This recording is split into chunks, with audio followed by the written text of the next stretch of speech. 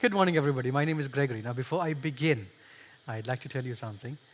I am an ex-student of this school.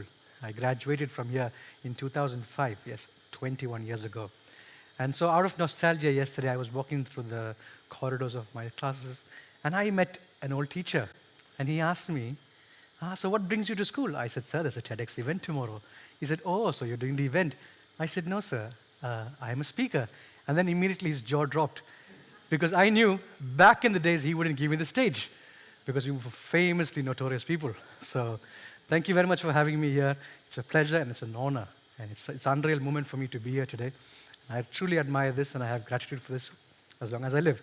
Now the second thing, for all the speakers who've come on stage today, you guys did a fantastic job. And I think you need to give yourself a round of applause, a huge round of applause before you begin, because your style, the calmness on the stage, the tone, your diction, everything is just phenomenal. I watched them perform yesterday, and it just raised my blood pressure. I have to be in par now to match with them now.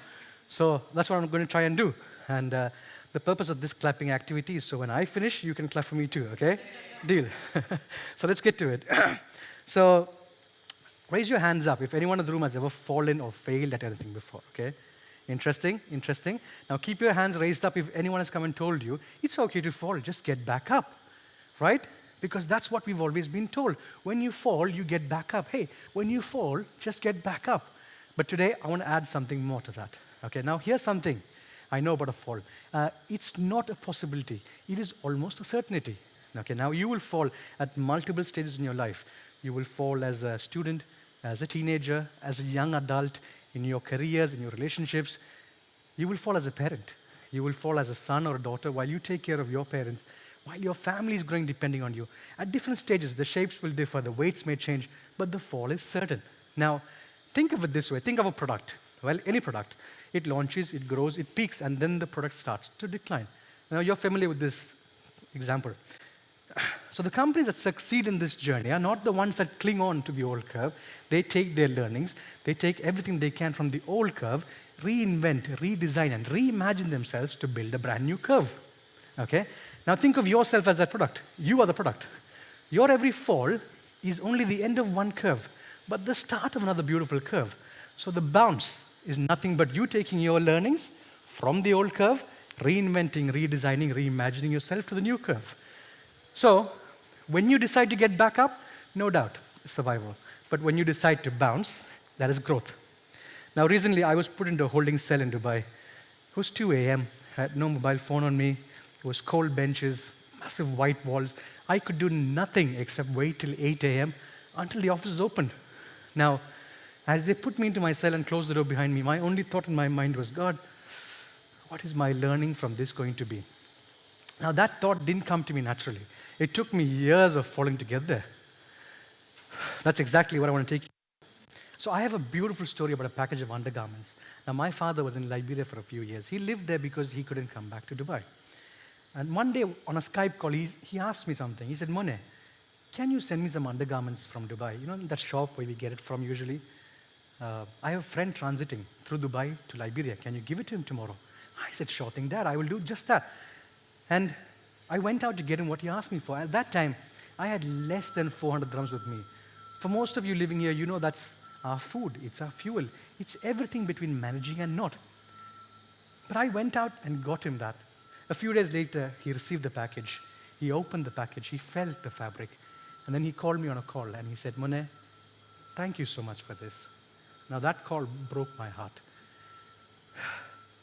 I said, sure thing, Dad, and I just hung up the call because I didn't want him to hear me cry. Now, my father once ran 9 companies. The man who provided everything for me from the day I was conceived. Yet, here he was with real, quiet, and genuine gratitude. For what? For a package of undergarments? Now, that fall taught me so much about real love, dignity, and about everything that mattered in the most beautiful way, in the most humble way, in a way that I could never have learned it before. Now, most of you are in high school, which means right now, you could all be in a fall. Now, what is a fall? A fall could be an exam, could be a friendship, could be a prospective or a failed love story. You know, I'm lucky I got mine. Could be a plan that didn't work for you, something that feels enormous to you from the inside. Now, when that happens to you, the question you ask yourself is not, why is this happening to me? The question you ask yourself is, what is this going to be teaching me? Okay? The question you ask yourself is now not what am I going to do next. The question you ask yourself is, where am I going to go now with everything that I have learned now that I didn't know before? Because when you simply choose to get up, you go back to where you were. But when you decide to bounce, you are preparing to go somewhere new. Now, you might think I am the best version of myself. No, guys, I am nothing but a work in progress. And so is each one of you. Yeah, there you go. So is each one of you. But I have learned to trust the process because your faults, your disgraces, your rejections, they are unique to you. They are meant to shape you. They will mold you. They will never break you. Okay, and before I conclude, I have to talk to you about my mother. My mom's a very strong woman. She battled multiple sclerosis for over 2 decades while she held our family so close when our father was thousands of miles away from us. And one day she told me, I'm going to go to Global Village to get myself some ethnic jewelry. I said, sure thing, Mom. Be on your way, be safe. And while she got there, she was detained in a routine checkup. They put her in for 2 hours, and then they let her go. They said, go home, and go. They said, let her go. But any person, any normal person, would be heartbroken, would be devastated, would say, I've had enough for the day, I'm going to go back home and call it a day. But not this woman. She said, I've come here to buy jewelry.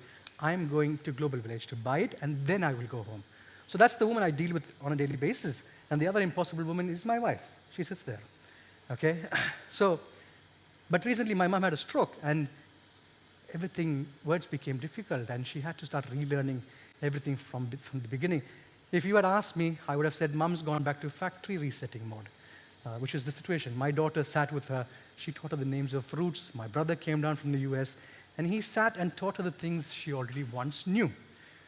But then one fine day, one fine afternoon, after she had learned a few new letters and how to put them together, she wrote 4 letters on a piece of paper. She wrote G, she wrote R, she wrote E, and she wrote G again. And that's Greg. And then she looked at what she had written, and she was overjoyed, she was excited, and she applauded herself as though she had accomplished her next $1 million. That moment taught me the most beautiful lesson of my life. Now, this is a pendant I carry on me at all times. I write on it, sometimes, not every day. Sometimes when life gives me moments worth remembering. Because believe me, you will have days in your life when you feel absolutely worthless, rejected, and ignored. On those days, you just don't need motivation anymore. You just need proof. You need proof to tell you that, hey, you've had these days before. Hey, you've had these moments before. And what did you do? I open the scroll. I read it. I remember who I am. Because if there's one thing I know for sure, that is this. The greatest joys of your life, the most important blessings of your life, are always in the smallest things. So never, never, ever, never, ever, ever forget to just keep bouncing. Thank you very much.